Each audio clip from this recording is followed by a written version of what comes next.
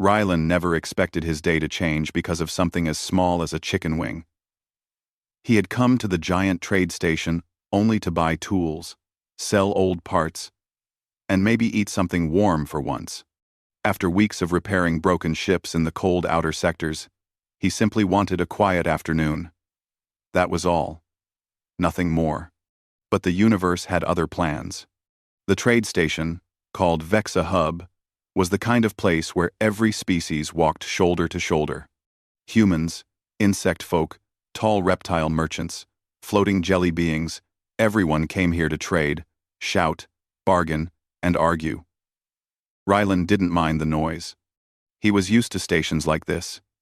He liked the smell of grilled food mixing with machine oil. It reminded him of home. He found a small food stall on the lower level, squeezed between a shop selling glowing stones and a booth that smelled suspiciously like burned rubber. The stall owner, a green-skinned vendor with too many teeth, handed him a plate of chicken wings.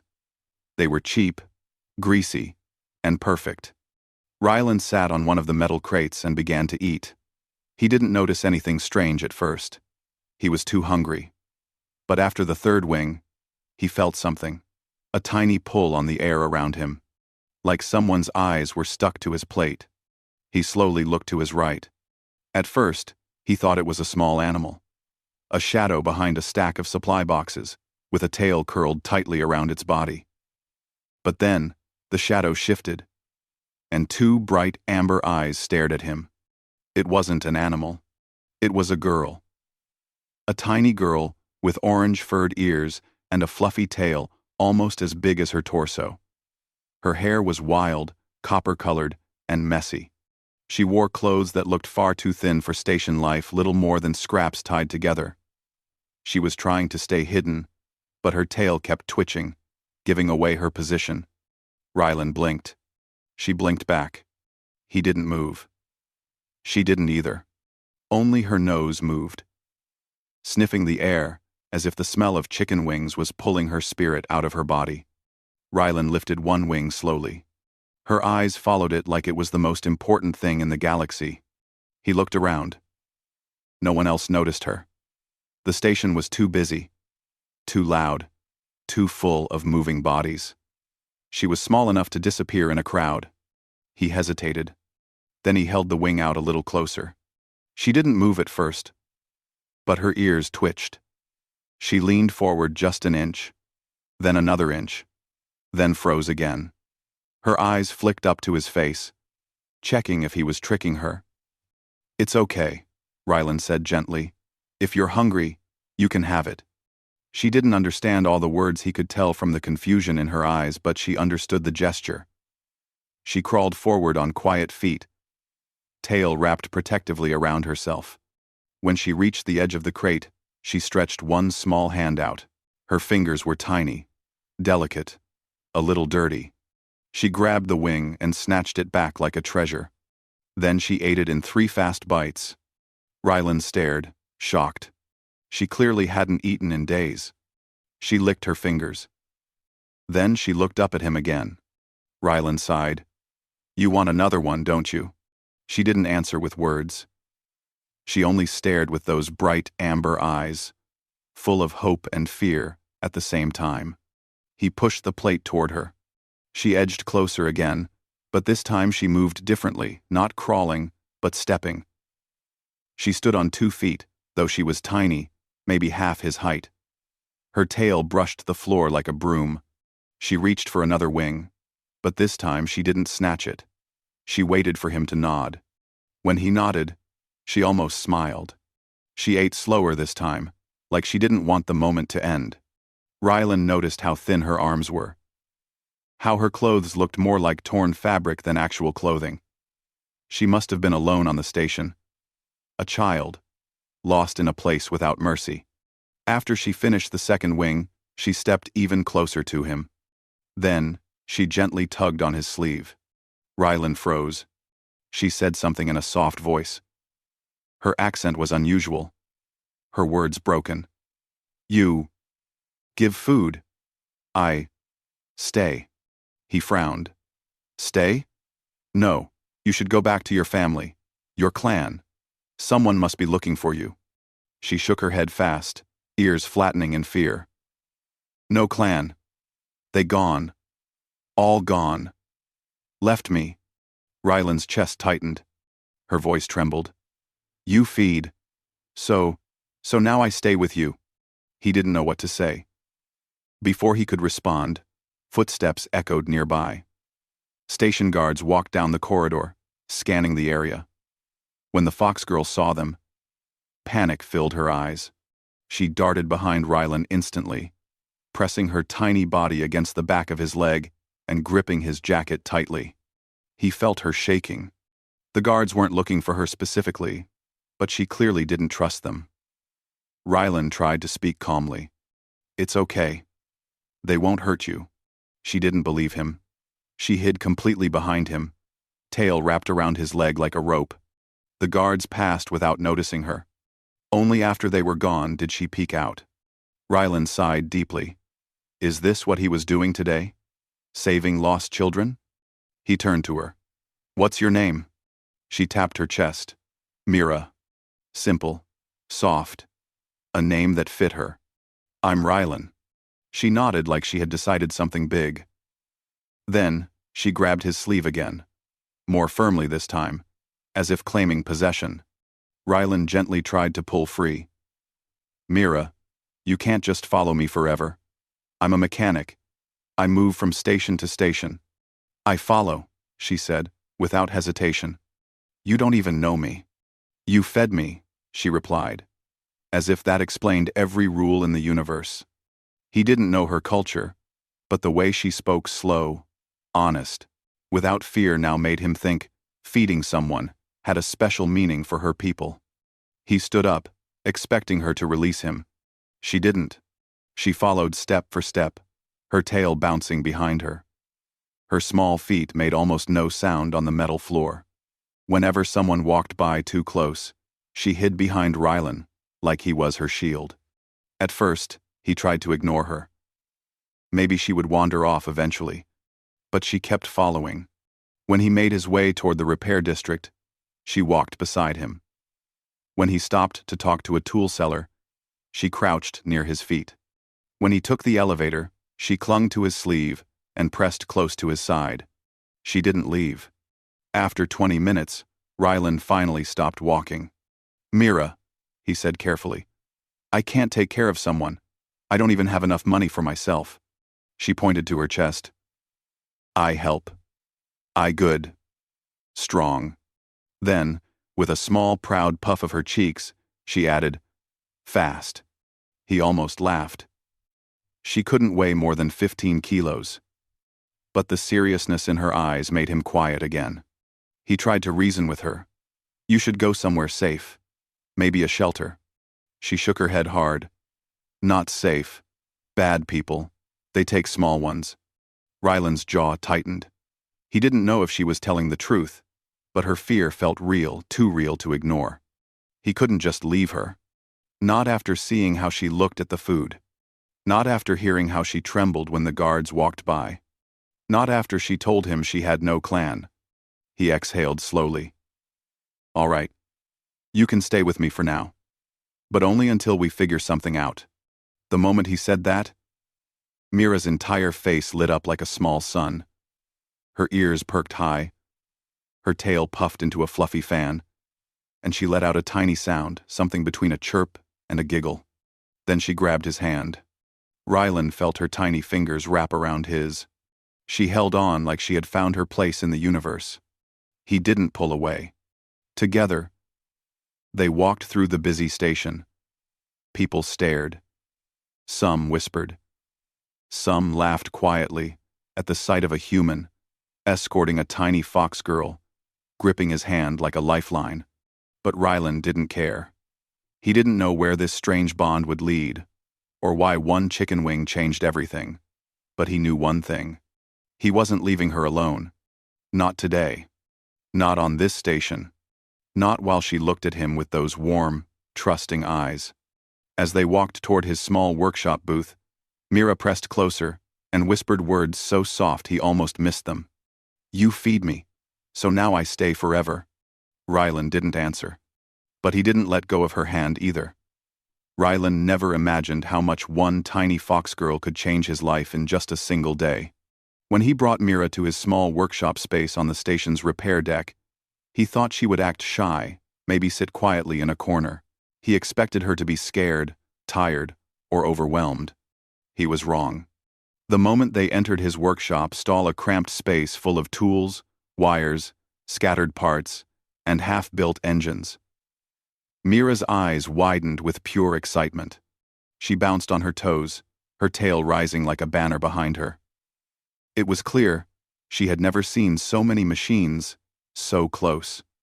Rylan barely had time to warn her. Careful, Mira. Some things are. She poked a metal coil. Dangerous. The coil sparked. Mira jumped back, puffing up like a startled cat. Her fur stood on end, and her tail turned into a giant round ball of fluff. Rylan tried not to laugh. That's why I said, careful. She frowned at the coil, then at him, then at the coil again. He could practically hear her thinking, enemy object. Dangerous. Must stay away. But a moment later, she was inspecting something else, an old engine part sitting on a table. After sniffing it once, she tapped it gently with her claw. This. Broken, she said. Rylan raised an eyebrow. You can tell that from smell? She nodded seriously. He didn't know whether she was guessing or actually sensing something. But he didn't argue. Instead, he focused on the work that needed to be done. He had 3 repair orders to finish.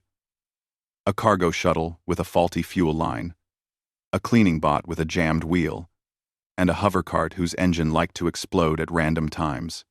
He got started on the shuttle.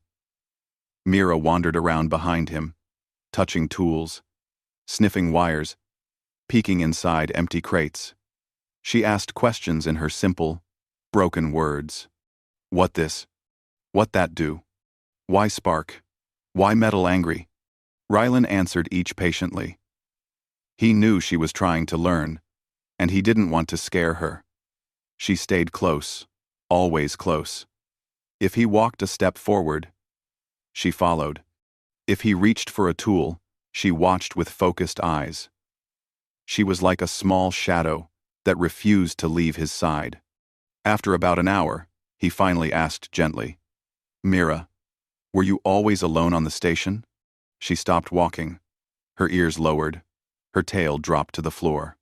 No clan, she whispered. Clan. Went away. Soldiers say leave. No room. Mira too small. Too slow. I hide. They leave without me. Rylan's heart twisted painfully. So you were here alone for weeks? She nodded. Alone. Hungry. Scared. Many bad people. They take small ones. I hide in vents. Move through walls. But smell food today. She looked up at him with soft eyes. You gave food. Rylan swallowed hard. He turned back to the shuttle so she wouldn't see his expression. He didn't want her to feel guilty. I'm glad I did, he said quietly. Mira stepped closer and curled her tail around his leg again, like she always did when she felt emotional. He let her stay like that. Hours passed, and Rylan slowly realized Mira wasn't just following him. She was watching for danger. Every time someone walked too close, she stepped in front of him with a serious look. Her ears tilted back like she was ready to defend him. At first, he thought she was just nervous. But then he noticed something strange. Whenever a customer entered, Mira sniffed the air. If she sensed someone dishonest, someone trying to cheat or steal, she would gently tug Rylan's sleeve and whisper, Bad one. Don't trust. And she was always right. One insect folk merchant tried to underpay him. Mira sensed him instantly. Another customer attempted to take an expensive tool from the counter. Mira noticed before Rylan did. She hissed not violently, just a small warning sound enough to scare the thief away. Rylan stared at her in surprise. You're like an alarm system. Mira puffed her chest proudly. I help. I good. Rylan smiled at her for the first time that day. Yeah, you're good. Well, send. That small praise made her tail wag so fast that it thumped against the wall like a heartbeat. Toward evening, after fixing 2 jobs, Rylan heard a noise near the entrance. Heavy footsteps. Low voices. The kind that made the hairs on the back of his neck rise. Mira noticed too. Her ears shot up. Her tail stiffened. She stepped in front of Rylan before he even turned around. 3 smugglers entered his workshop, big, armored, and clearly not friendly. Rylan recognized their symbol immediately. A red fang painted on their jackets. The Crimson Fang Gang. Not people you wanted visiting your workshop. The leader, a tall reptile with blue scales, looked around with narrowed eyes. Rylan? Voss? Rylan kept his voice calm. That's me. What do you want? The reptile smiled in a way that wasn't friendly. You owe us money. I don't owe anything, Rylan replied. I don't deal with your gang. That's the problem, the reptile said. You should. Mira slowly crouched down, positioning herself to spring either forward or backward.